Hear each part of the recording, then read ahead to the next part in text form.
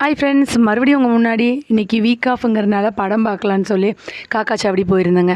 போயிட்டு கோயம்புத்தூருக்கு வர்ற வழியில் பார்த்திங்க அப்படின்னா எட்டிமடைக்கிட்ட வந்துட்டு ராவுத்தூர் பிரியாணின்னு ஒரு கடையை பார்த்தேன். நமக்கு தான் பிரியாணின்னு எழுதுனாலே பிடிக்குமே, சரி நம்ம போயிட்டு பிரியாணி சாப்பிட்டுட்டு வருவோமேன்னு சொல்லிட்டு உள்ளே போனால் எனக்கு விட முன்னாடி அங்கே வினய் போய் உட்காந்துட்டு ஆர்டர் பண்ணிவிட்டு ஃபோன் நோண்டிட்டு இருந்தான். ஸோ கஸ்டமரும் இருந்தாங்க. சரி நானும் அப்படியே டிஸ்டர்ப் பண்ணாமல் போய் வினய்கிட்ட போய், இல்லைடா எனக்கு ரொம்ப டயர்டாக இருக்குது, நம்ம வந்துட்டு வீட்டில் போய் சாப்பிட்டுக்கலாமா அப்படின்னு. சரி ஓகே பார்சல் சொல்லிடலாம் அப்படின்னா. சரி பார்சல் சொல்லிவிட்டு நான் உட்காந்துட்டு இருந்தேன் கொஞ்ச நேரம்.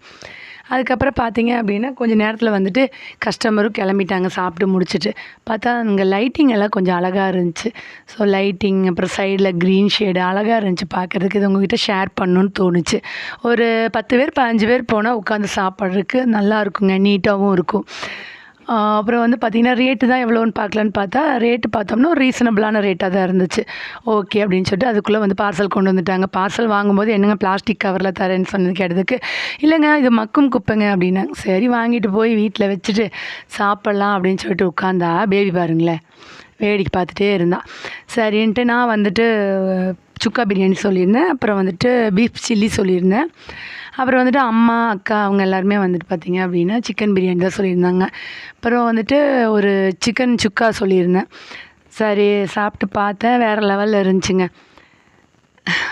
நல்லா இருந்துச்சு, ரொம்ப ரொம்ப நல்லா இருந்துச்சு. ஸோ பீஃப் சில்லி எல்லாம் பார்த்திங்கன்னா ரொம்ப சாஃப்டாக நல்லா இருந்துச்சு சாப்பிட்றதுக்கு. ஸோ அதுக்கப்புறம் பார்த்திங்கன்னா பேபியும் வெளியே நின்று வேடிக்கை பார்த்துட்டே இருந்தாள்.